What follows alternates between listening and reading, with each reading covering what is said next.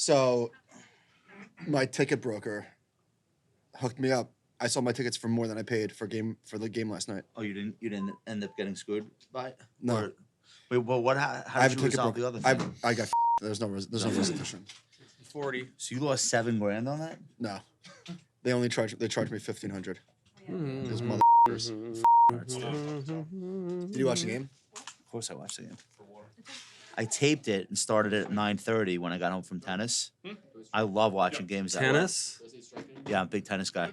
No, I play once a week. Why, it's no good? Do you ever play tennis? Yes. I play a very aggressive style of tennis. I did the pickleball thing. Yeah. No, I don't do that. I'm not old enough for that. Yeah. Well, Are you good? in tennis? You. Me? Yeah. I'm spectacular. I'm not even. You know, like 3 people you could ask right now. I'm asking. No, I'm not like technically good, but I could play. Okay. You know what I do? I outwork everybody else. I'm a mess at the end. Just like everything else in your No, life. I'll throw my racket at a ball to just like try to make enough contact with it. What? No need. No, come on, man. I'm very distracting also to play with. I'm I'm tipsy. told. What does that mean? I'm just like extremely vocal and I distract. It's part of my game. It's part of my game. There's a little Kyle Lowry stuff going on with me. I'll get in your line of sight when you're serving. I was watching Kyle Lowry. That's funny. It's a good comp. I'll annoy the shit I out was of you. watching the roast on the flight here. Yeah, I've heard a lot. I've So- not gotten into that yet. Seeing Bill Belichick genuinely laugh Smiling was the whole time too. I had a smile on my face the whole time just watching it. It was unsettling is the wrong word. It was holy shit. He's like, Did you watch Dynasty on Apple no, TV? I saw the first episode. You hate that. My guy. daughter watches it. She loves it. You will hate Belichick if you watch that. Why? Oh, we're talking about 2 different dynasties. I thought you were talking about like the show. Well, when you say your daughter watched Oh, it, I was like, the Tom Brady, yeah. Why did they bury him like that? I didn't watch it. I hate the Patriots. Well, no, wait, because Kraft produced it, didn't he? Or am I making that up? Well, that'll do it. You might be right. Yeah. Oh, there was an awkward moment where Kevin Hart's like, he got Belichick and Kraft to do a shot together on the stage, and it was one of those things where it was like the momentum of the evening, like you couldn't say no. Like a shot? Like like get up and do it. Yeah, like get up and do a shot together, like a toast and a shot, and it seemed like Kraft was way more willing. Belichick was like, Well, he's got a younger wife now, so he's Well, why would he's got Kraft- to not just to consume the alcohol, but like to just like kind of like make amends. There's make no amends. reason for Kraft to have beef with Belichick. Like, No, he actually said the toast for the shot was to the best coach in NFL yeah, history. thank you for everything. Yeah. But Belichick had comedic timing. It was adorable. So Gronk it's was worth watching. Gronk Yeah, was a fine. really good sport. They acted like his IQ is like 60 when it's probably 80. And but like every other joke was about how dumb he is or what a giant baby he is, like a child. Kim Kardashian got booed. So they took that out of Netflix. They should. It's not nice. They took it out. I'm glad they took Yeah. So it this out. thing's on Netflix? Yeah, it was live. So on the live showing, she got booed. But why bad. do So they you think edited it out. why do you think she got booed? That's an Taylor audience. The Swift thing, right? That's it. Totally. yeah. That's an audience in Los Angeles, though. Is that like Swift country? Everywhere Swift. Everywhere. But I would have said that's Kim country. It's the LA Forum. I don't know. I was a little bit surprised by that. They should take it out because it has nothing to do with the event, right? And I thought she was funny. I thought she was good. Tom Brady was really funny. Really? Yeah, and you wouldn't like think that he has a great sense of humor because why would he need to? So in my lived experience, the funniest people are like the biggest mutants who like had no choice but to develop a personality because otherwise who would invite them to anything? I did not get up to him. He yet. doesn't seem to have had that problem, so it was weird that he was also funny. I heard. Did you see the Drew Bledsoe quote too? He was funny too. Yeah. Yeah. Drew was like Drew was like rolling with the punches. He was very good. He is the punchline of the night, basically. Yeah. There's 2 things you'll never have that I have. Somebody did like a so you can't repeat any of these jokes in real life. They are only contextually okay in a roast, which is really interesting. It's almost like it's encapsulated away from the rest of the world. Some of the things that these people were saying on stage, if they tweeted them, they would be like Sued. Yeah. They would literally be canceled for life. Yeah. But it's interesting that in the safety of a roast on Netflix, it's still 1997. It's a safe space. You could say whatever you want. I love that exists. Thank God that exists. No holds barred. I was on a flight yesterday morning to Chicago, and I don't think this ever happened to me. It was delayed by 4 hours. The flight is like an hour and a half. Yeah. On United? Delta. And Delta's great. I've never had an issue. I only fly Delta and I've never had an issue. Oh, were you flying out of Midway? No, LaGuardia. And there was some. Two. Oh, two. So there was like a maintenance issue and it was a redundant flap, they said. And then the paperwork was filled out improperly and there's the FDA and they had to come back on it. It was just at some point, people just started getting up and leaving the plane. But I got to watch an elite airplane movie, The Beekeeper. Yeah, I saw that on the Delta thing. Is it good? Statham? Yeah, it's an elite. Was that made for airplanes? It's made for airplanes. Really? It's meaning you can do one of these and then come back to it and go, oh, it's hey. completely absurd. One of the dumbest, but it's wink wink. They know what they're doing. It's over the top, but it's a great airplane movie. It's like an hour and a half. So I watched it before the plane took off. What do you want from Statham? Sense and sensibility. Exactly. Right. You know what I mean? No, it was this perfect. This is the guy's gig. It was and he's great. the best in the world We at it. good? Nicole, you clapping us? Hey, we're shorthanded today. Yeah. No, Duncan, how dare no Duncan take a vacation? I have to say though, in Duncan's absence, John has just been stepping up major, right? Thank you. John is owning this week. So, Duncan, we're in good hands, sir. How's everyone looking? We're looking good. Give me 1 second, Nicole. Do I have any poppy seeds in my teeth? Too late. Let's go. You might have a couple. First time having pop-up bagels. Pop-up or pop-em? Pop-up bagels. Delish. All right. Hype is real. Hey, Nicole, what episode is this? Episode 141. Today's show is brought to you by Wisdom Tree. Josh, a lot of investors, when they're looking for dividend stocks, they look for the highest dividend yielders, which is not such a great strategy. Classic trap. Because these often are like accidental high dividend yields. No company wakes up and says, let's pay an 8% yield. That So- happens because the share price is dropping. Right, exactly. So probably a better strategy for screening out dividend stocks, if you want to own them, is quality dividends that are growing. And you've got all sorts of flavors of these, but Wisdom Tree's got it in a package. So when DGRW, which is Wisdom Tree's quality dividend growth ETF, launched 10 years ago. I remember that. The bigger dividend ETFs of the time were backward looking, and they were trying to find companies that were consecutively paying dividends 10 years in a row. So you hear the term achievers, aristocrats, etc. Some went back even further. So that would not have owned Apple like ever. It No, would you have would've- taken 10 years You or would whatever have this missed, yeah. right? You would have missed the stocks that are currently high quality, paying dividends, and growing those dividends. We don't want to live in the past. We want to live in the future. Anyway, for important information, including objectives, risks, and performance, make sure to visit wisdomtree.com/DGRW. 141. Ladies and gentlemen, you are in for a treat. We have a returning guest, fan favorite, returning champion, Mr. Brian Belski. All right, Bells, you just turned 36 years old last week. Yep. Happy birthday. Hey, thanks a lot. Well, so what'd you do for your birthday? Charts, I did some charts, did some stock screening.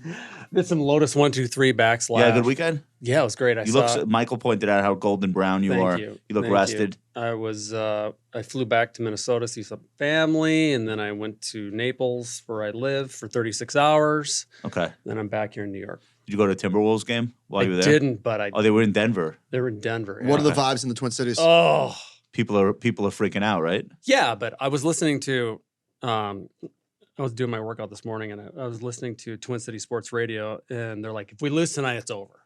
Yeah. Because it's Minnesota sports, right? I Don't we're- lose. Yeah, I mean, we've won 14 out of 16, the Twins. If they lose at home, Yeah. like they're going to lose the first game at home and then that's it? So it's game 3. Yeah. And so you have to But just understand the mentally. Yeah, you got to Oh, understand yeah. the psychology of a Minnesota sports fan. Okay. It's just You guys aren't destined to. No, Dustin do nothing. Like the Twins have won 14 out of 16. They're like, yeah, whatever. Yeah, the Vikings had an amazing draft. Yeah. Whatever. We'll end up screwing it up. And the Timberwolves. That's Jets fan. This is Jets fans basically. Yeah. Same. Or Cleveland Browns fan. Yeah. Same mentality. I mean, it's deserved. Or Maple Leafs fan. I feel like some of the smoke between Glenn Taylor and A-Rod and his partner have abated recently. You haven't really heard a lot. No, I think they've basically said, let's not deal with this right now. No. And wait till the offseason. Right. Yeah. Shut up during. Yeah. Shut up during Yeah. the postseason. But Yeah. Taylor said, wait a minute. Yeah. This franchise is worth more now? I sold it for how much? Dude, Wait, Time what? out. Time You out. know what's crazy? This guy's like 80 years old. He's the richest man in Minnesota or something. It's like enough already. Just like you. How much money do you need to live in Minnesota? Right, was like this is over finance, Dude, or no. do you just feel wistful that like you're going to lose your team? He has seller's remorse, like me with the utilities. No, I know, but what are you doing with the money? Like what's all right? So you getting what is he getting? $1.5 billion and he wants $3 billion? Is that the issue? Yeah. Yes. Yeah. Isn't he worth like 10 though? Oh, is it? I think it's Yeah, something like more. I that, think it's right? more than that. Yeah. And here's what's really interesting about this guy: the irony, the way he made his fortune. He bought the business, somebody he worked for, he bought it for almost nothing. And then I think the guy he bought it from had sellers. I think there's like a full, I have to Google it again. It's a I full read the circle story. deal? I think so. Anyway, look, he has the new Michael Jordan on his team.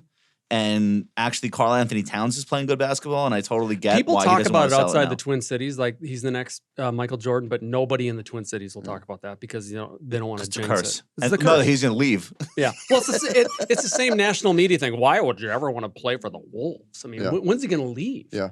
What if he stays? You know what? They said Giannis is going to leave all this time. He never left. Yeah. It's not Yeah, but guaranteed that he's going to leave. Ant has got the personality. He's destined to. Yeah. He's destined for greatness. He'll be on the Knicks soon. All right. Brian Belski is the Yay. chief investment strategist and leader of the investment strategy group for BMO. What does BMO stand for? Bank of Montreal. Brian has held various senior strategy and research roles, including positions at Oppenheimer & Co., Merrill Lynch, and Piper Jaffray. Brian also oversees 10 actively traded equity portfolios and 2 quant ETFs for U.S. and Canadian wealth clients of BMO. Brian Belski, welcome back to the show. Thank you. You've pretty much been right about everything over the last, let's say, 6 to 12 months. How do you feel about your own performance in this moment? What is it about the way you look at markets that has you in this position that you're in? Well, Like, what are you getting right? Thank you for that. I'm very humbled, but I'm No, you're not. Stop that. I am. I'm actually I'm scared shitless right now because the market is kind of going our way. I mean, we became a little bit more cautious at the end of February. And if you take a look at where markets were then, 5,100, and now we crossed 5,200. I Yeah. don't know if we're going to close it or not there today. But it's not a lot, 100 points since then. And there's been a lot of conjecture about interest rates going down, interest rates going up, we in a bull market. You talk a lot about that, I know. We remain resolute. Our call remains resolute. 25-year secular bull market. Within secular bulls, you can have cyclical bears and cyclical bulls. We are in year 2 of the cyclical bull that started in October of 2022. We need some sort of a pullback. There's never been a bull market in the second year that has not had a pullback more than 5%. We need more than 5%. So I still believe we're going to get some sort of a pullback more than 5%. I think the little pullback that we had and everybody's saying was that's cute. the end. It was cute. Yeah. Thank you very much. I mean, Yeah. I mean, you can accuse me of being cute, but I don't want to be cute. I want to be right on this. I want to have the opportunity to buy stocks a little cheaper. I think we can. That does not change my longer term view. It's so funny, Josh, and like that. So I become a little bit more cautious. People think I'm bearish. It's crazy. I'm not bearish. I'm an investor. You being cautious is that's like when they say a neutral is a sell rating. Exactly. Like a Belski neutral call is like, holy shit, sell something. Exactly. Okay. So no, we're resolute. I think what's super annoying to me is I don't understand how people thought that the Fed was even thinking about raising rates. I don't know where that came from. It's like a narrative that came out of the pixie dust. That's kind of number one. Wait, in December when you were on, you said the Fed should not raise rates. No, I said there probably won't, right? As I said. No, you're saying two different things.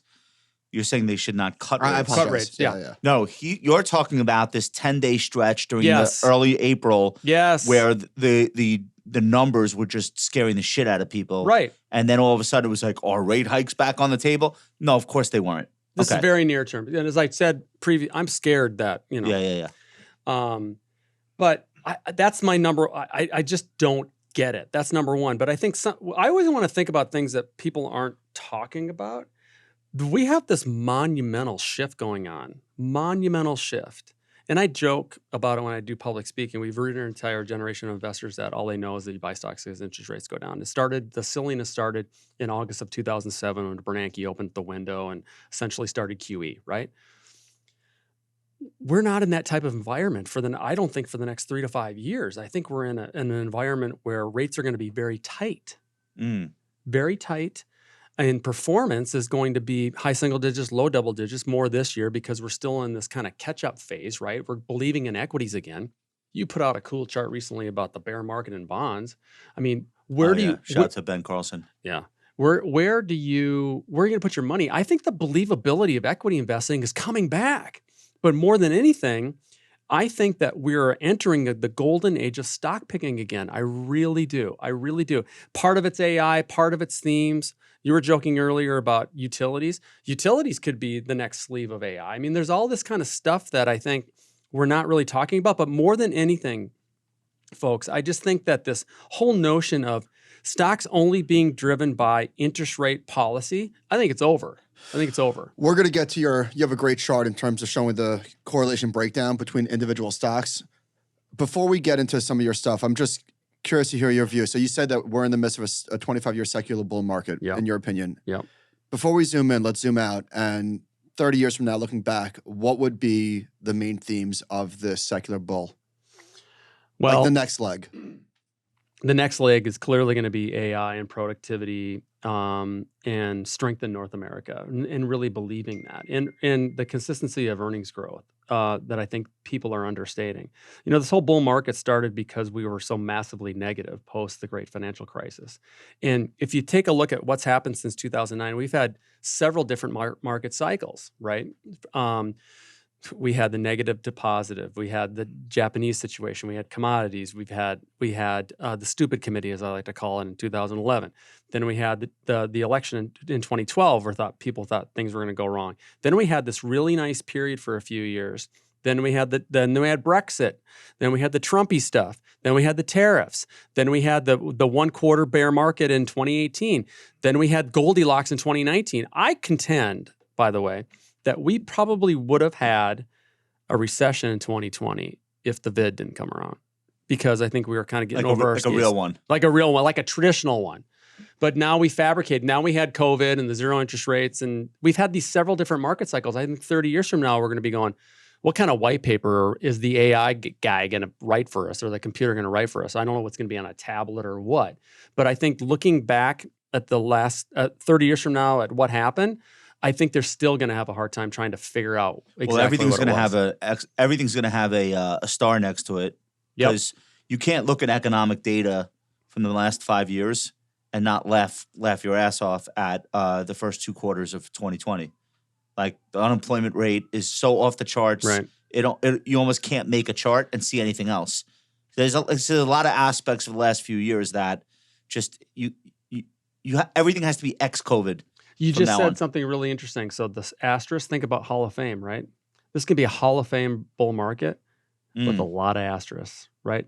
Steroids. I don't hate that. You're not the most bullish strategist on the street right now, which is... I like that. You like that, right? Yeah, I do. All right. So bull base bear case for 2024, and we're 4 months through. Your bull case is $5,500 target for the S&P on $260 in earnings. The gist of it is... U.S. economy defies the yield curve indicator, avoids recession.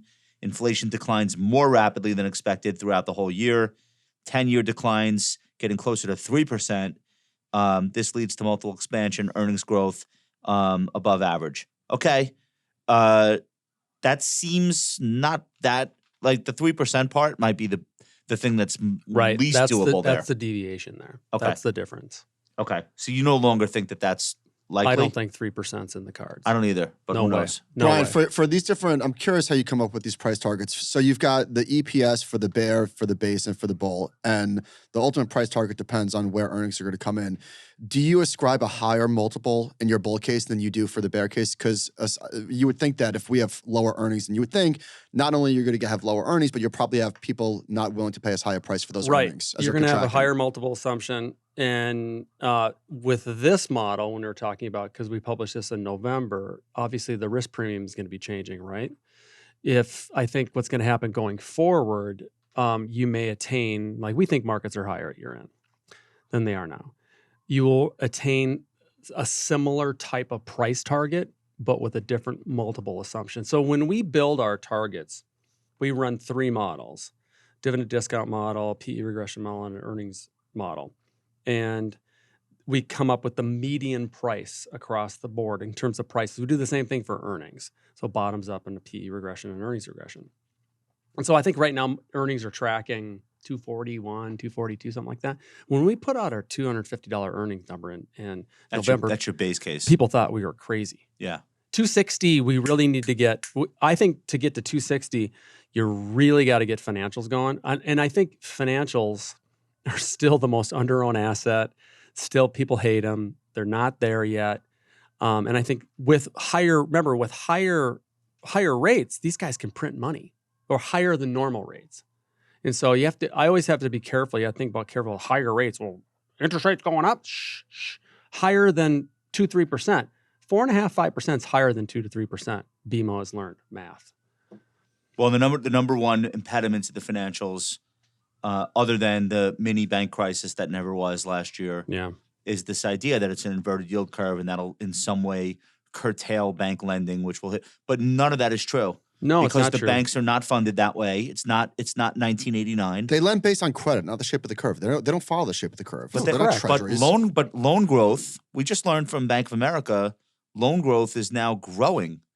So that theoretical constraint of a yield curve inversion and what it does to the supply of money, it's just not applicable right now. There's nothing but money sitting at the banks waiting to have something to do. Now, that's true. Now, is there too many banks? Probably. I think there's a big theme that nobody's talking about in the banking industry in general, and it's I think you want to own the really big ones and the really small ones. Why the really small ones? Service, relationship. Okay. But are they going to run into funding problems as time goes on? No, I don't think so, because they're going to have a different clientele than Bank of America, JP Morgan, Citigroup, Wells Fargo, and the Canadian banks. And, oh, by the way, the private equity companies like Blackstone with the private funding and things like that. So I think the trouble spot, the trouble Barney Rubble area is KRE. The KRE names. Comerica. Looks okay. Chart looks okay. Yeah, I mean, because there's a bit of a game of catch-up. But I think if you're going to buy a basket, and we did, by the way, we bought a basket of some of these regionals in November, kind of guessing, okay, I can't own one of them. I want to own 5 or 6 of them. Yeah. Can we do your bear case? Yep. Economy 4,100 on the S&P. What would that be from here, Michael? We're at 5,200 now. So percentage-wise, is that 11%? I don't know. You tell me. No, worse. 20? Yeah. Economy has something more than a mild recession.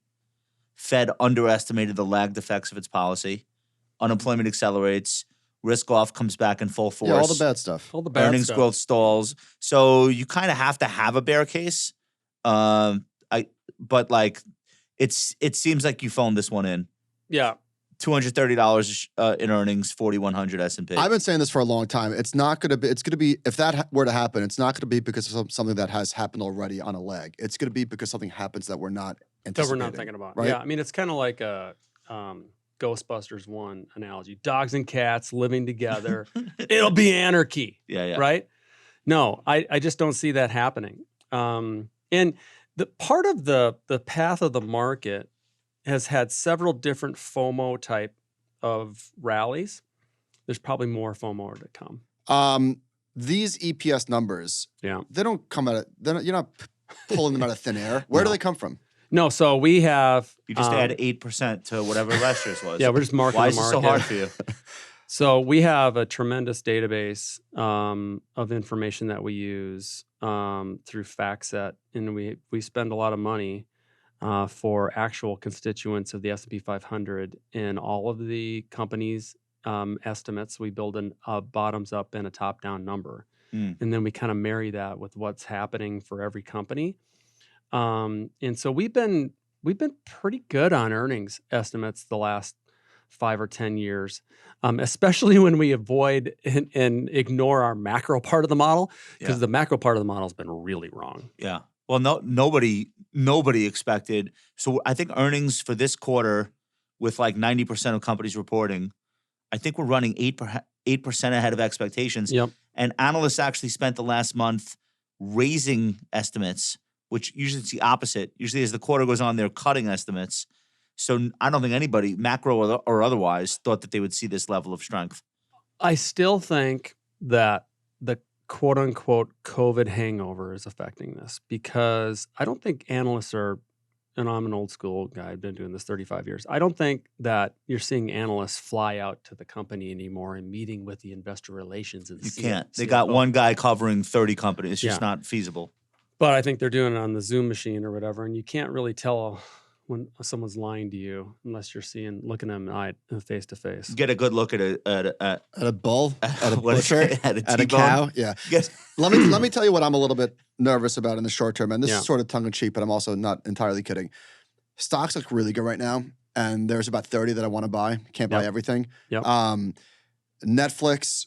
Let's see. Netflix, which is a stock I own, that filled the gap after earnings. It gapped down 10%. JP Morgan had a really ugly performance after earnings. That just filled the gap. Meta had a monster gap down. That's almost filling the gap. The stock market looks really good right now. Really good Uber right now. did that this week. It was 63 yesterday. It's 68 right now. Like these companies, even the companies that didn't have great forward guidance or whatever, it was a one-day phenomenon. The sellers came out and buyers came rushing right back in. It's an either or, right? They come out with great numbers or they have good guidance. If you have both of them, you're the winner, chicken dinner. But I think Mike's point is like, holy shit. What does that? They're not even negative for a week. My point is, what's the bear case right now? And stocks look so good, and so it sort of feels like too good to be true a little bit. Yeah, I think the bear case still is the inverted yield curve. Come on. Yes, that we're going to have a recession.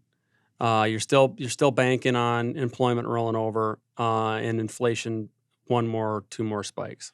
You know what's funny? I get a lot of emails from like macro people or people that are like very like economically oriented when they think about the markets, but then they pay attention to earnings season like everyone else. Yep.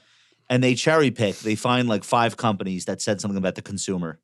And that's the email. It's like, Did you hear this call last night? The guy, McDonald's. Did you hear that? Did you hear Starbucks? Like, all right, you showed me those for every.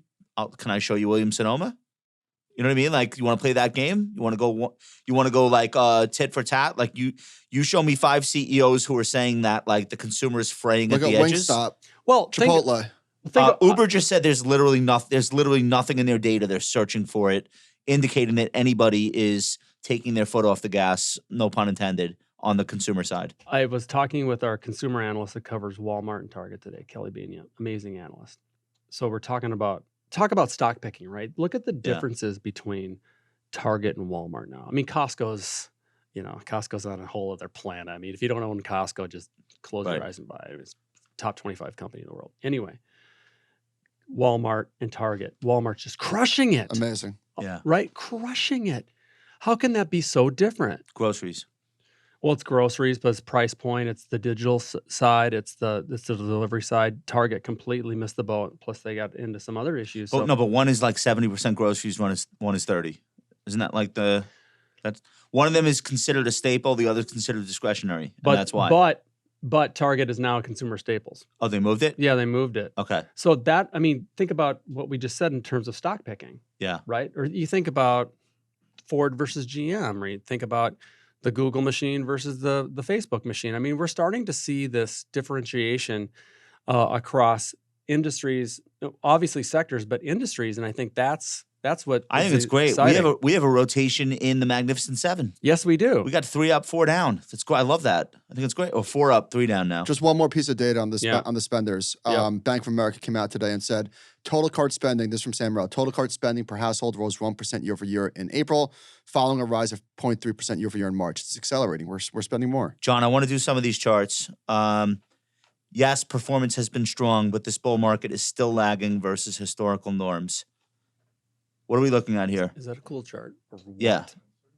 So this is historical S&P 500 cumulative performance during the first 2 years of bull markets, which is what you think we are now finishing up. Why are you using this? Why are you using this, October 12th as the start date? Was that the low?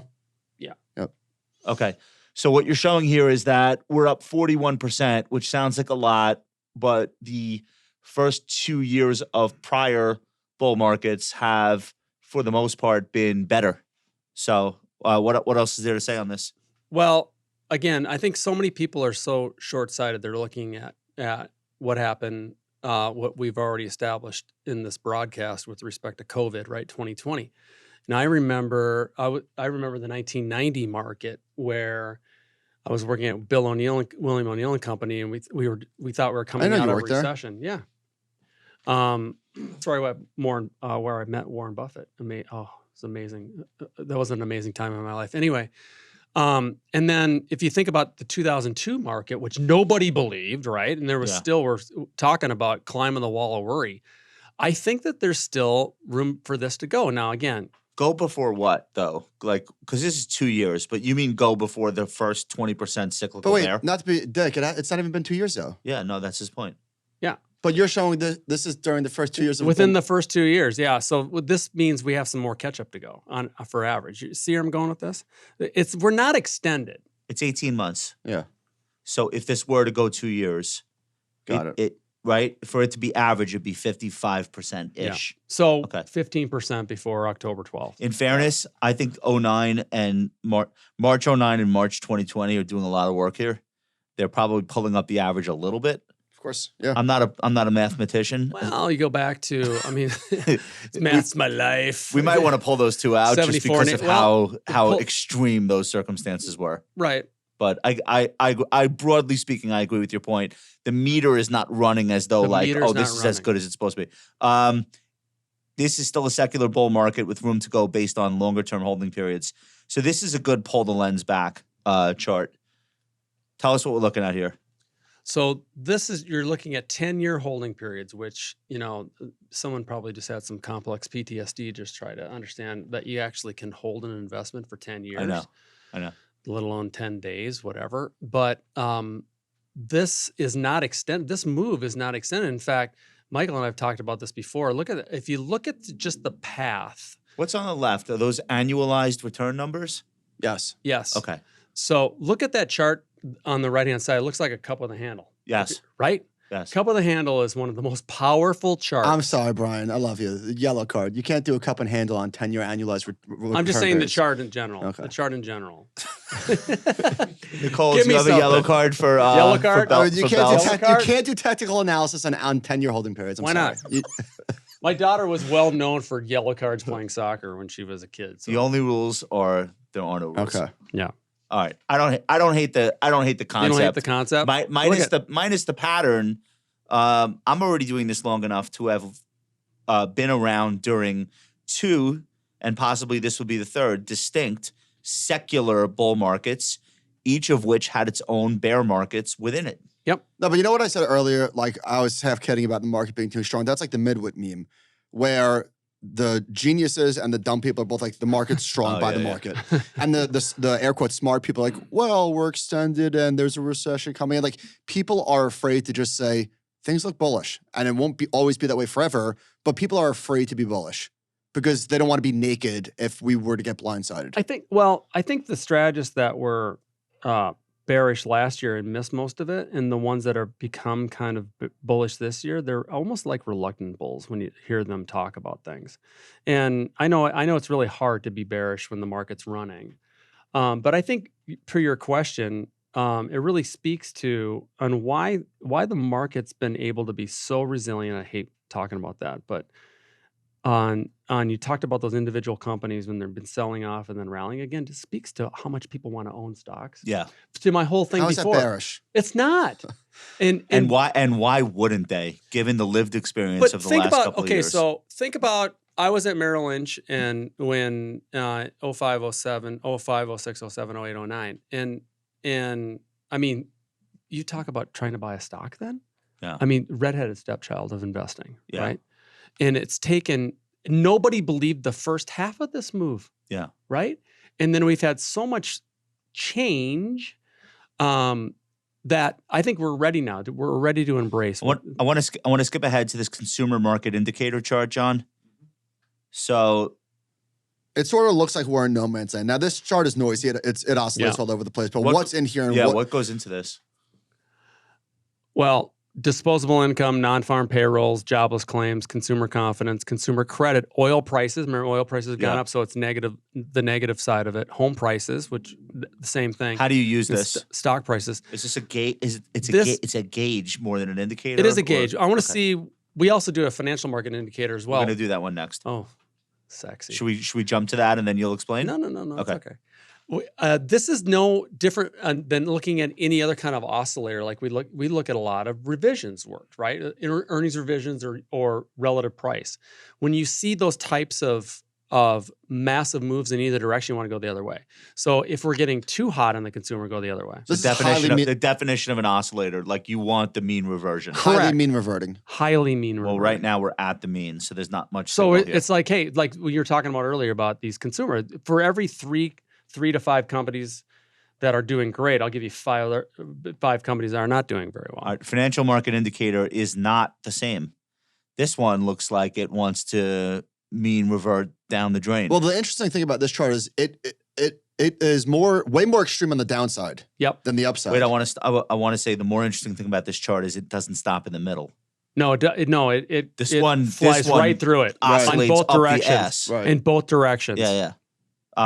So what are we to take of this? We're just moving back to more neutral. But if you think about some of the parts of this, like especially like let's call it TED spreads and gold, Okay. I think have been some of the factors that have maybe lent this to become more neutral. I'm curious what in here is pulling us down. That's what I'm saying. I think because it's higher gold prices, right? Because the VIX is below 13 again. Yep. I mean, the stock market today is looking highly accommodative to higher prices. Mm-hmm. Valuation composite. Does this one surprise you guys? Like how quickly we got back to close to prior highs? And let's be honest, those prior highs, valuations are stretched. It's surprising to me because of how much valuation has been able to endure on the interest rate side. Yeah, this is a Z-score. So we're taking that across. We're taking all companies. Okay, from a bottoms up basis, all equal weighted. So this is not weighted. This is all equal. It's not weighted. market cap weight. No. Okay. No. All right. And the most important thing about that is, I think, from an inverted dividend yield side of things, because I think, especially with given the increased dividend exposure and the capital usage and enterprise value to EBITDA and some of those metrics have been some of the better performing metrics in terms of factors this year. I think people are missing it. People, if I hear momentum one more time on CNBC, I think I'm going to die, honestly. But it's the old fundamental stock picking stuff that's actually working. Is momentum the term that's used the most where you know for sure the person saying it doesn't know what it means? Yes. Okay, I would agree. What do you think? So longer term, what is the case for valuations remaining at these high levels? Would you say it's the abnormally high ROE? Well, couple things. ROE looks amazing. John, throw that chart on when you get a second. Amazing, right? For the market in general. Can you define this for the audience and me?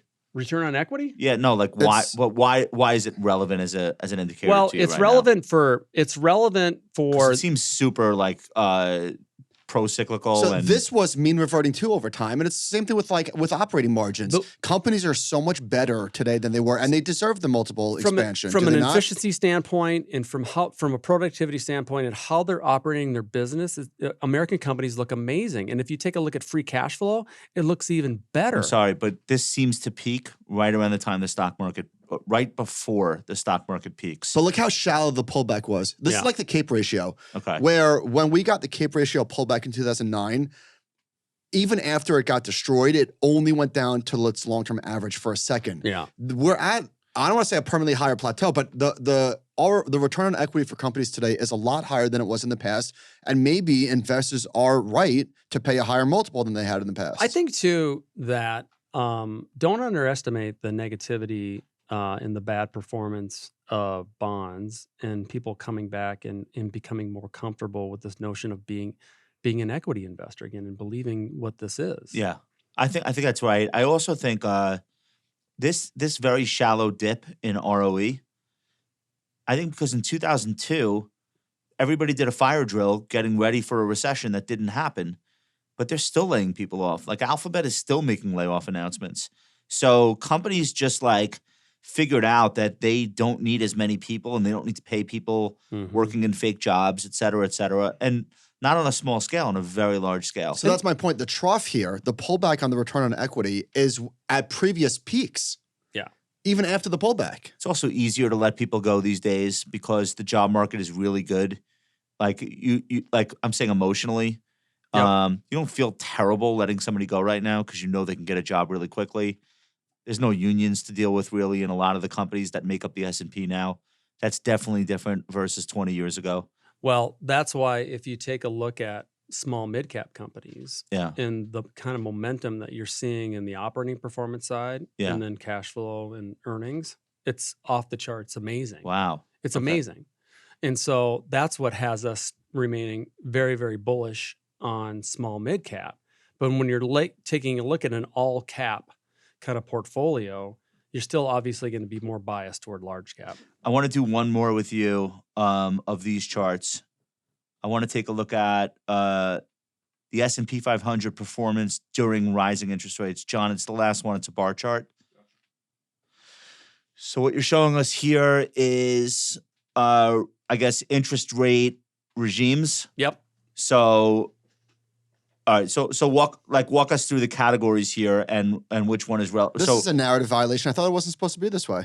Walk us through it. Well, wait. That's what I'm talking about. Right? So this is the thing that I found interesting here. Number one, S&P 500 rolling 1 year performance based on year-to-year change in 10-year Treasury yield during both falling and rising interest rate periods. S&P 500 rolling 1 year performance is positive. Correct. Okay. Almost nobody who started investing in the last 10 years would believe that. No, they have to be way. shown this. Yep. They think like, oh, let's get bullish because the Fed is cutting. Let's get even more bullish because the Fed is hiking, which means things are going really well. It goes back to the fundamental argument. But before, so no, it's the 10-year. It's not the Fed. This is the 10-year. The 10-year. Okay, but to some extent, there's a correlation. The 10-year yield falling is a 6.5% average annual, or not annual, but 1 year rolling return for stocks. Yep.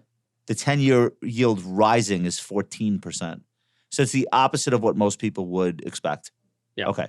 So, again, Minnesota common sense. We've totally forgotten this. The narrative. The narrative is you got to buy stocks because interest rates are going down, free money, blah, blah, blah, blah, blah, blah, blah, blah, right? Why do you cut rates? Because shit's coming. Yeah, I agree in the with economy, that. right? It's medicine. Right. It means you're sick. You rise, you increase interest rates Yes. because things are good and you can handle it. Or things are super inflationary, as was the case in late 21. But Late Well, 21. the 10-year rises when we're growing. Correct. And it falls when we're not. Correct. It's right. simple. That's the difference between Fed funds and 10-year. In our view is we've entered this new paradigm where rates can remain in a range or higher than they have been, and stocks can do very well. 10-year Treasury is like 4.50 right now. Yeah, it's falling. What's so 445. Guess we better sell some stocks. What's funny about that? Ben Carlson did like a 50-year chart. That's like the average 10-year. Yeah. Is like 5%. 5%. Okay, so we're below the 50-year average, and people are freaked out about the bond market, and its impact on stocks. It's getting so. I mean, I hate to throw this number out here again, but if I look at the average age of an institutional salesperson, Yeah, 32. Right. His name is Zach. He Or grew up playing video games. Allison. Yeah. Ashley. There's Ashley's. It's definitely Ashley's now. It's definitely Ashley's. Yeah. Less Chads, more Ashley's. Correct. I think we're making progress. We are. Okay. They don't know this function on a phone called voicemail. Yeah, I don't either. Yeah. They're DMing. They don't know how to talk to people anymore. Oh, because you weren't on Bloomberg Messenger? Correct. Okay, come on. Come on. And so I'm sorry. You have two of them, right? Right. I have two of them. Yeah. All right. So 10 years of experience, what have they seen the last 10 years? Right? Yeah. And when they went to college or university or business school during the Great Recession. Right. When the world was coming to an end and the academics said, we're f***ed. Yeah. We're going to zero. Why would you ever want to get in financial services? Yeah. Right? And so I had the good fortune of going to college in the 80s, and that was a pretty great time. You had to fight for your right to party. Yeah, we I mean, you did. We did. You did. All the Beastie Boys did. That's right. So where are we going with this? Yeah, what are we talking about? I don't So know. what we're talking Brian and I just want to What go back just to the happened? 80s. I don't know. I want to go back to the 80s. All right. So what I'm talking about, there's no perspective. Yeah, and, no, I agree with and that. the majority of what they know about the market was out of a book, okay? And they didn't live through what some of us were able to live through in the late 80s, early 90s, where if we got gassed in the 90s, it was tough to get a job. It was tougher to get a job in the 80s, where the employment situation is much Right. different. The strength of the United States in terms of the percentage of global GDP is much stronger than it was, and people are forgetting this. You had You had double-digit unemployment in the 80s. Yes. Nobody's ever seen that. That's in their 30s Does right now. does the free cash flow yield falling, meaning stocks are getting more expensive based on this metric, worry you at all? Or do you think that there's going to be like a fundamental thrust where we get a big increase in earnings and this chart looks much more normal? Yeah, I think I think we have a fundamental thrust of increased earnings, and again, I think the biggest surprise is going to come from financials. I really do. I think if you look at the majority of, aside from a couple people on Wall Street, you look at a majority of financial sector, especially the big bank research, they're all negative, man. Yeah. I love it. Dude, even Citi looks good. Bank of America's breaking out. Well, I think my theme last time I was on, I was going to Wells say, Fargo looks good. I was going to say I'm going to rob from Jamie and give to Jane. It's been a pretty good trade so far. Who's Jane? Jane Fraser, the CEO of Citigroup. There's a theory that if there is a thrust in S&P earnings, it's coming from the industrials. Yeah, Because I'm not- nobody truly understands what it's like when the whole world is trying to get ready for AI and like reshoring and these mega trends that are going to be with us for a while. I'm not against that. I Okay. think you've had, because of the strength of emerging markets, you've had this recent strength in internationally focused industrials, where I think a lot of the domestic, the Some machinery commodities companies, too. Yeah. yeah, and commodities, I think they're coming back. And the defense contractors have not done great. If we have a regime shift in the United States, defense contractors you're gonna see more spending there as well. You put out a note that real estate has become oversold. I feel like these stocks It's are all exciting, up. isn't it? But what's oversold in real estate right now? Am I thinking the wrong? Well, It's my REITs. from a sector, yeah, REITs. If you look at REITs as a sector, as the worst performing sector, and according to our work, it goes back to the interest rate side of things. If you look at the interest rate sensitive areas, right? So Yeah. REITs, utilities, the old telecom stocks as part of communication services and financials. REITs are actually some of the best performing assets in a rising or higher interest rate environment. It's not happening. so Just far. not this time. Just not this time. So I'm like, okay, so what's going on here? Nobody thinks they have pricing power. Well, everybody has this preconceived notion of commercial real estate is going to zero. Well, just drive down Park Avenue between 4 o'clock and 7 o'clock. No. Yeah, it's wrong. I mean, come on. SL Green looks good. B buildings and C buildings are in trouble. They're going to have to reprice lower, or sell. Well, what happened? A buildings are great. There might be some. Well, so I think what could happen in REITs was similar to what happened post the financial crisis. You had some consolidation in REITs, Yeah. right? And so I think that could happen this time around. And so we own including some of our Canadian holdings, we own 16 REITs in all of our portfolios. But more of it is because of the way that we run value and dividend growth money. So we think it's massively oversold, and there's an opportunity there. I mean, it's 2.5% of the market. John, you have this Whoopity-doo. chart. Real estate sector weight is the lowest ever in the S&P 500. When did we invent the real estate sector? 2016? Well, it was part of financials, but it got pulled out in 2016. So, all right. So this is from 2016 until now when it became the 11th sector. Yeah. It's Okay. just kind of a cool chart to just say, hey, look at. So wait a minute. So it's 2.2% of the S&P 500. And for context, it looks like in 18 and 19, it was closer to 3%. So that's not that big of a delta, is it? Well, Yeah, it's like a third. Yeah, it's a third. It got cut. Yeah, take a third of it. I guess so. Okay. I guess in the Small context numbers. of small numbers versus big numbers, right? yes.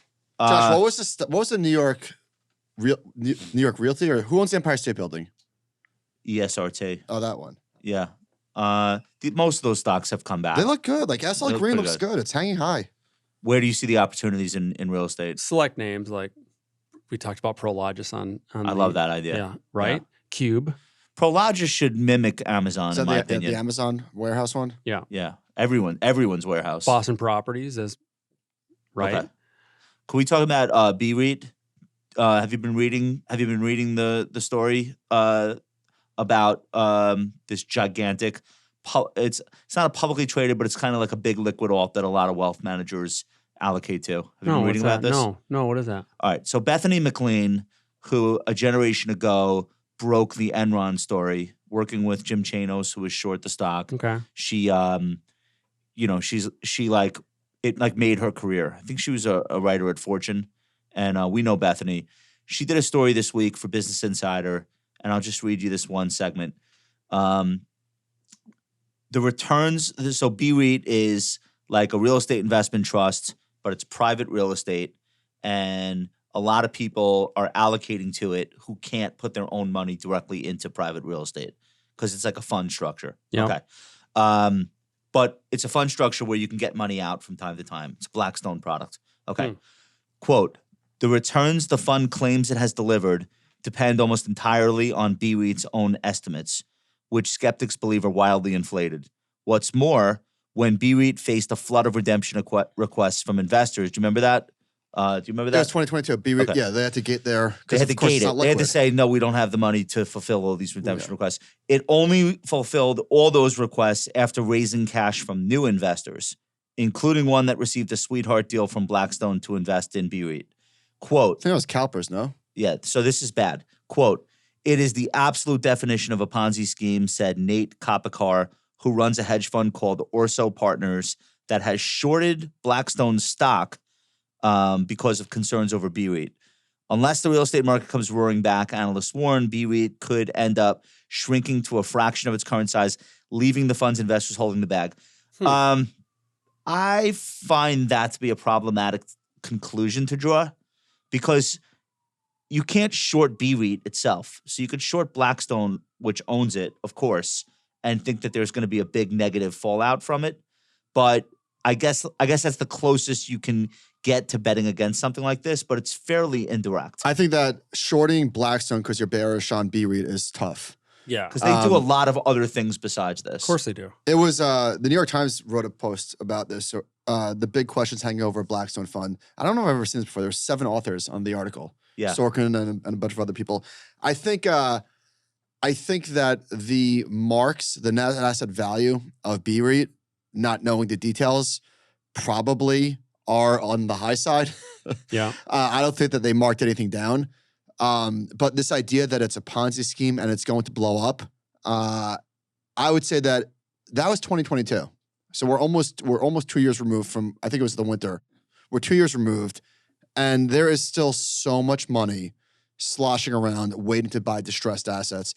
And absent a major global credit event, when liquidity completely dries up, I think that there's still going to be a lot of demand for these assets. But I don't think this is about the assets. I think this is about the structure.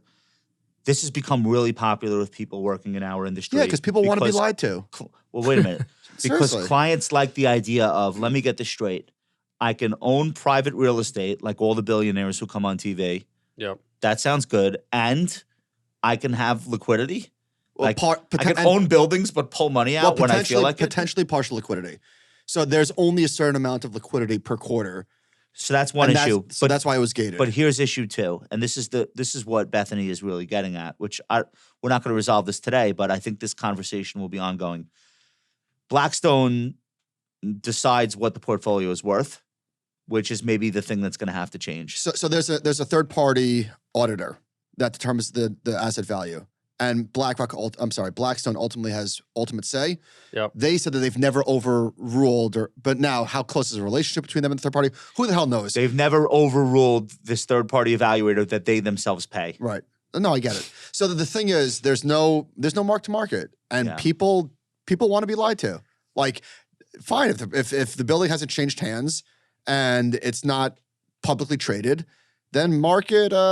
Just One of the points brought don't out, show me. One Don't of the tell points me. brought out in the article is that BREIT has, this is not my data, this is according to the story, has paid something in the neighborhood of like $700 million in brokerage fees and commissions all over Wall Street as it's raised all this money.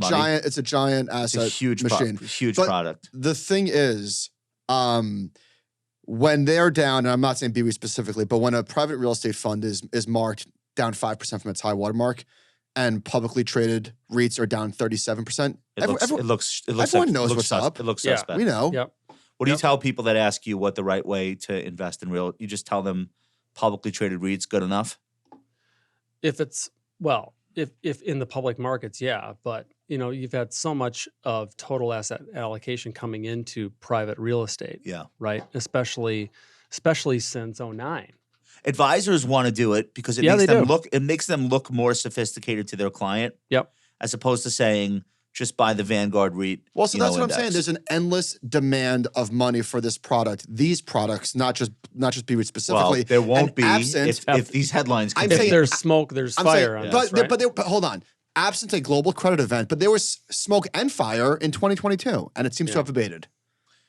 Is it possible to say that maybe some assets just shouldn't be in a publicly held vehicle with quarterly liquidity? Yeah, probably. But I go back to Like venture shouldn't be invested in this way. No. So why should physical buildings be? I don't know. It's Well, just, but it works. That's why there's partial liquidity, and I think most investors understand that. Well, I think the public, let's go back to believing in stocks again, because a lot of this private investment stuff came out as a result of the hedge funds crushing people in 2008. And what did the hedge funds own in 2008? They owned credit, and a lot of them owned stocks too. So they absolutely got crushed. So then they were looking for other alternative assets, private equity, real estate, all of these other private investments. so I think 22 was way more influential for this private boom that all the private credit guys and private equity guys became gods coming out of 22 because they weren't marking to market. Mm-hmm. And bonds fell 18%, stocks fell 20%.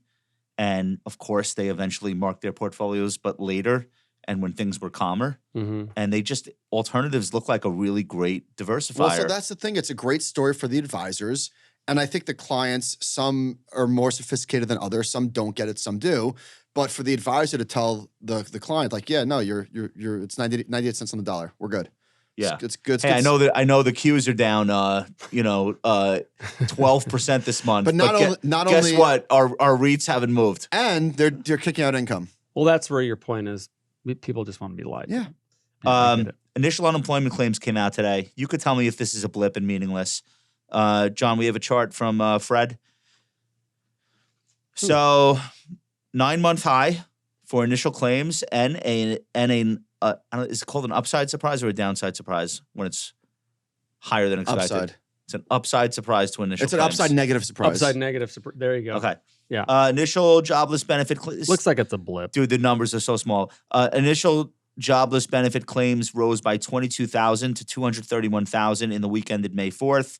That's the highest level since last August. Ooh. Economists polled by the Journal had expected 214,000. Last week's claims also rose by 1,000 to 209. So I don't know. Doesn't look like the start of a trend per No. se. No. Bears watching. No. Do I get my rate cut quicker because of this? Or okay. All right. If there's nothing there, you could say there's nothing there. Wait, we skip one chart that I want to get back to. And by the way, it is the absolute definition of a Ponzi scheme for the Be With Me. That seems a bit, I don't know if that's what the definition of a Ponzi scheme. You know the editor Business Insider were so excited Love when that Bethany quote. got that quote. Love that quote. Make They that had the to head- use that word. Make that the headline. So, Brian, we glossed over your comment that it is a golden age for stock pickers. Yeah. Well, it doesn't really look like that based on the percentage. What chart do you want him to pull up? John's got it. The percentage of stocks outperforming over the last 12 months it's been difficult. Outperforming the index, it's been only 30%. Now we've bounced a little bit, but the more interesting thing, and I'll let you comment on both of these. The more interesting thing is that it's not risk on, risk off. Stocks are not all moving together. The correlation over the last 126 days within the S&P 500 is very low, which means that there should be opportunities for astute stock pickers, talented stock pickers to outperform. So What say you? So chart number 1 is that should excite you, right? Because that tells you have to be in the right stocks. The other chart in terms of the percentage overall, in terms of the dispersion, if performance is all over the place, that means you really, really have to focus more on stocks. And I think that's the key feature. And so again, even going back to the Magnificent Seven, do you need to own all the Magnificent Seven? No, you don't have to. Josh, look at this chart. So the correlation within the S&P 500. So like Falling dramatically. in 2021 right? is a great example. Everything was moving together. Yep. And everything was moving to the upside and to the downside, right? They were all moving down and then they were all moving higher. Yep. Now, they're not all doing the same thing. They're marching to the beat of their own drum, which is the way Isn't that it that should what be. the market should be doing for Correct. the most part? This is why it's super healthy. Yeah, and I like it. This is super healthy. And that's all going back to our major theme that we've been talking about for 2 years, the return to normalcy. Because the stuff that happened in 2020 is not normal. The stuff that happened in 08, 09, not normal. The stuff, so we're going to need to compress this, improve more than anything, that we could make money in this normalcy type trade. And we are clearly making money because the market's going up. So speaking of stock picking, we don't have to spend a ton of time on this, but I'd just love to get a comment or two from you about some of the high-profile earnings blow-ups of this season. Mm-hmm. Of course, we have them every season. Yep. We tend to forget. But this time, these are companies that really seem to be very central to consumers' lives. So I think they're getting a little bit more attention. I bought Starbucks today. Disney, Starbucks are two big ones. When I say blow-ups, they didn't like completely melt down, but like I think more of their comments seem to have rung out more loudly. Just about they have these consumer segments now that for the first time in a long time are showing some signs of spending fatigue. Does this concern you? Is it something that bears watching in your view? Or will it just be another set of companies next quarter and it's just the way things are? No, we've been big believers in Disney since Bob Iger came back, and just from an operational perspective on what they're doing with their products. On the Starbucks side, it's interesting. I have my team starting to look at that stock again because we sold it 3 years ago because of internal stuff going on there. But what I want to start hearing from Starbucks, I don't know what was the catalyst for you that you bought it just I'll because tell it you, but was finish your down. thoughts. I want to hear. He likes catching falling knives. That's his strategy. God bless you. I want to hear that they're starting to cut stores. That would actually excite me. No. They just said the opposite. Really want to grow stores more? That's all they want to do. Yeah, well, I don't know if I'm So- Well, the problem. So Howard Schultz wrote an open letter to the whole company, which is wild shit, on LinkedIn on a Sunday night, and he's not even on the board anymore. So he's just like, "Hey, everybody, listen to me. I'm Howard Schultz," and it was like, you talking to the board and management need to go spend more time in the stores, and you need to refocus on the culture of this place, because I think the prices have gotten so outrageously out of control at Yep. Starbucks. The consumer is bucking. So I think it's so bad it's good. Their comp store sales were just awful, down 7%, just really bad. Like nowhere to go but up. really bad. And you had the CEO, on CNBC just getting abused. Oh, I saw that. Just abused. So listen, he wasn't ready. He was not ready for I prime don't- time. I He was don't- not ready for that. Kramer rolled this guy up in a rug and kicked him off I a don't bridge. think I've ever owned Starbucks in the past, the stock. I have. But to me, this is an impenetrable brand name that deserves to be experiencing the pain it has. It's mismanaged and misoperated and just hiked prices way too much. But the stock is down so much. And I just think that the stock has been so de-risked. I'm not saying that this is the bottom. It can't go down another 10, 15%. If it does, I'll buy more. So I just think that all of the bad news is more or less priced in as far as I'm concerned with and comfortable. So the owning it. anvil needs to get heavier, and then you'll pick it up from there. No, I bought it. I Yeah, bought I it. know. I bought it today. You'll- I'm going to tell you that I've witnessed personally like 5 turnarounds at Starbucks. Like 3 of them were Howard Schultz himself.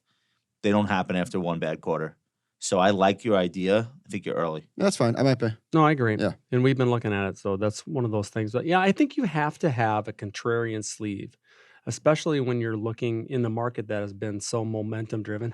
So I like catching blowups. Like I bought the Meta blowup. I like buying brand name blowups that I think can turn around. But I also have plenty of stocks that are hitting 52-week highs. So I'm not just a psycho. My best recent blow up the last couple of years is I added Netflix to my value portfolio. So did I. June of 2022 though. Grand Slam. good for I you. bought it. I bought it in May of 22. I had another 50 points down, but I had the same instinct. Amazing. Yeah. Utilities are rallying like Yep. there's no tomorrow. People are saying these are the next AI play. Yeah. I don't think that's going to end I well. heard that yesterday for Yeah. the first time. I don't think that's going to end well if that's why you're buying these No. stocks.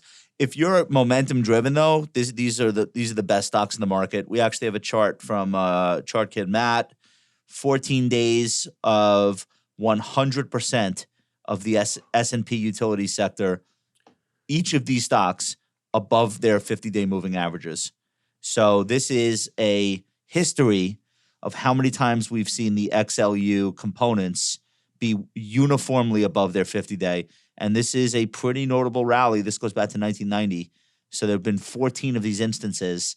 What the heck? Do you worry about this because they're classic defensive stocks, or can we throw that out? Staples 2 going vertical. Let's. These Staples are are expensive. These guys. Is this a rate thing or? I what? think the problem, I think much of what's happened in utilities are, remember, these stocks got crushed last year. Isn't that a nice looking chart, by the way? It's a Matt, Dude, Chart Kid. Chart Kid Chart Matt. Kid is. Do you have a jersey for him that says Chart should Kid get Matt one. yet? Okay. Have to. No, utilities were crushed last year, right? So if you look at, again, when we look at our process and you look at things like debt to equity just got massively reversed in terms of the amount of debt versus equity. Now, I mean, I didn't like utilities in 2018, 2019 because they were really expensive. Debt to equity was at all-time highs and cash flow was going down. So last year it corrected a lot of those problems. And obviously on a technical basis, they were oversold, so they've come back. Now with this AI sexy theme, that bothers me a little bit from a fundamental perspective because I'm going to buy these because they're paying good dividends. Yeah. They're great businesses. If you're selling super micro to buy Duke Energy, you're gonna be pretty disappointed. All right. Okay. But do you believe the story though that all of a sudden these utilities have gotten more valuable because of how much power AI That we're going to compute? need. If you're gonna make a $2 trillion capex changeover from CPUs to GPUs and build all these new facilities, you are definitely going to uptick. It's got to be utility part use. of it. It's got to be part of it. Right. But maybe not taking these stocks of 15%. No. That might be. That okay. might be a little bit too much. I think I'm with you on this. Can we do a couple of other earnings stories? Sure. Okay. Simon Property Group. I view this as a pretty decent gauge of what the middle class, upper middle class maybe, is doing. There's nothing in here. Like there's Nothing bad. No. I mean, David Simon does the conference calls himself, and he does all the interviews after. This is him. Needless to say, I'm very pleased with our first quarter results. They beat, quote, tenant demand continues to remain very strong despite a cloudy macro environment. The company's very bullish on its entire portfolio. It saw its tourist-oriented properties outperform the others.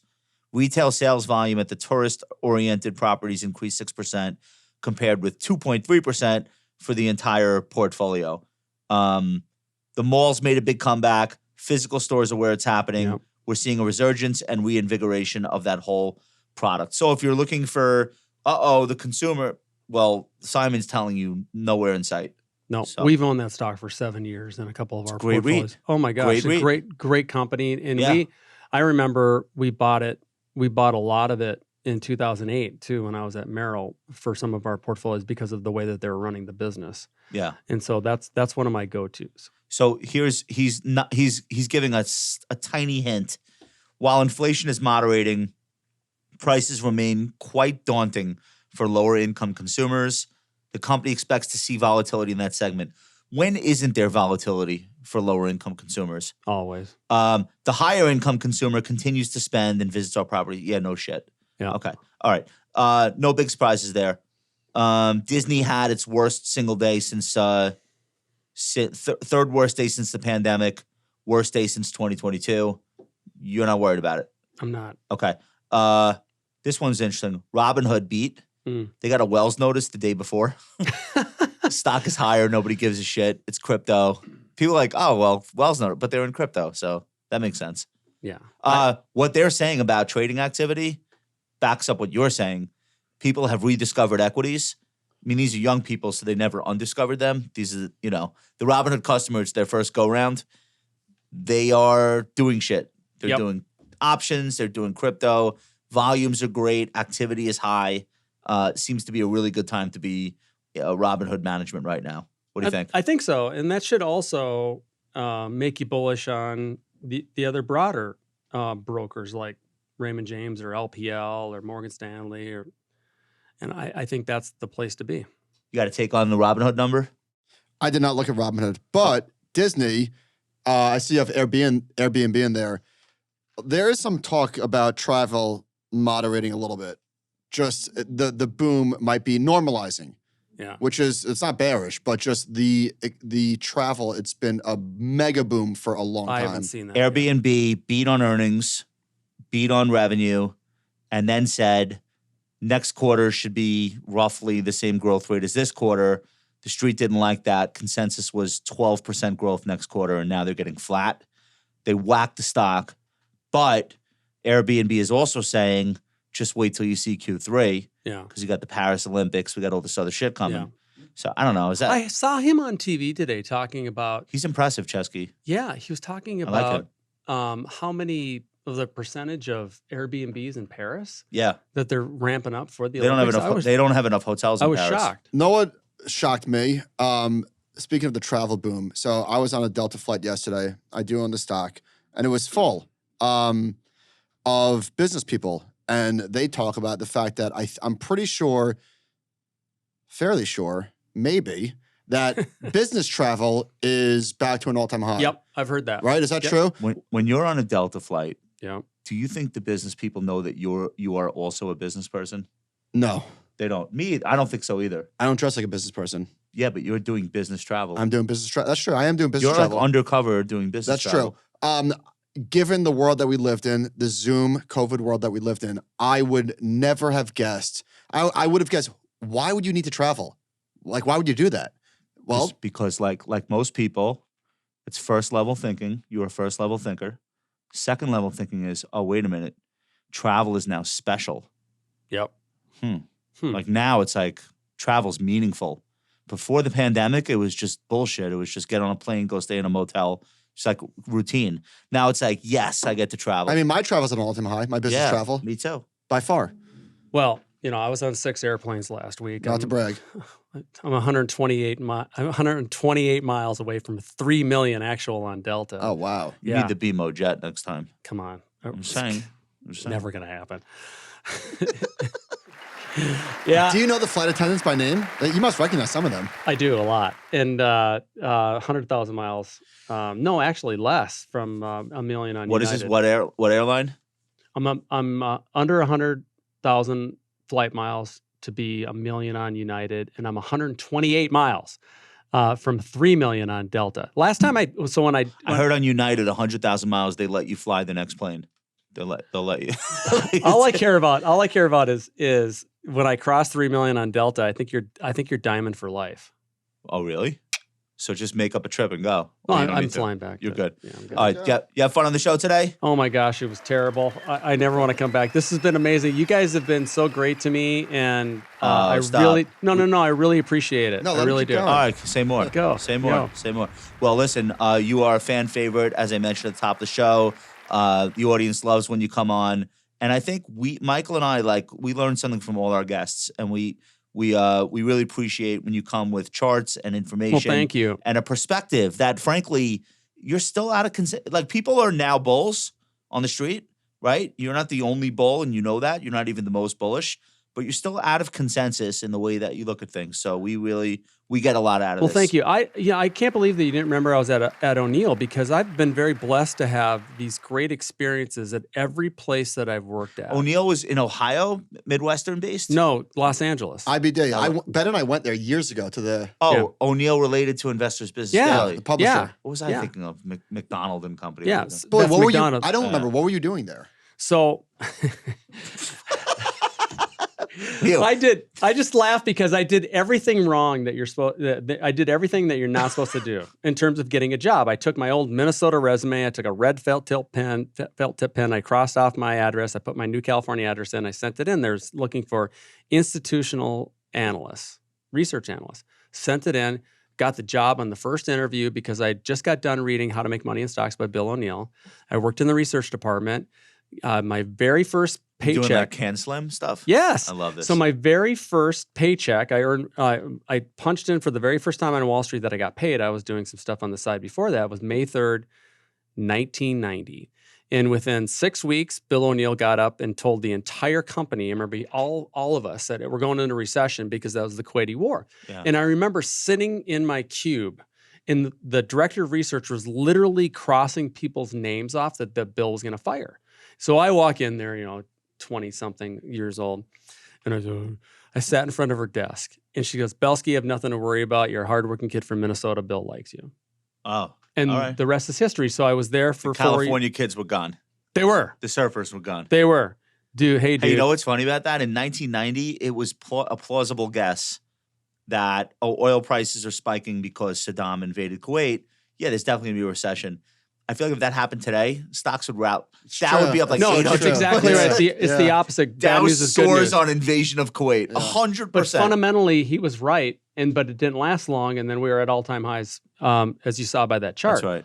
So I've been blessed to be able to be at these amazing places and these amazing franchises. And Tell us the Buffett story before we do favorites. Okay.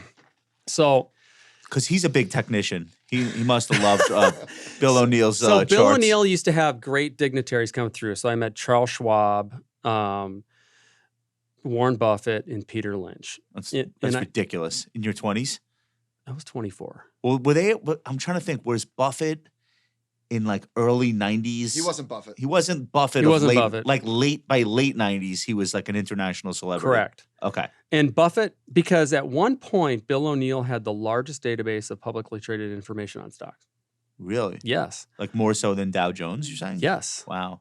So anyway, that's why that people would come through. And I had 15 minutes with him.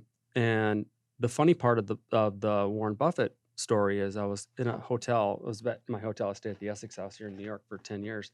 And I had to run back to my room for something in 2017. And I jumped on the elevator, and there's Warren Buffett and Becky Quick. Oh my And God. Warren Buffett looks at me and says, "Hi, Brian."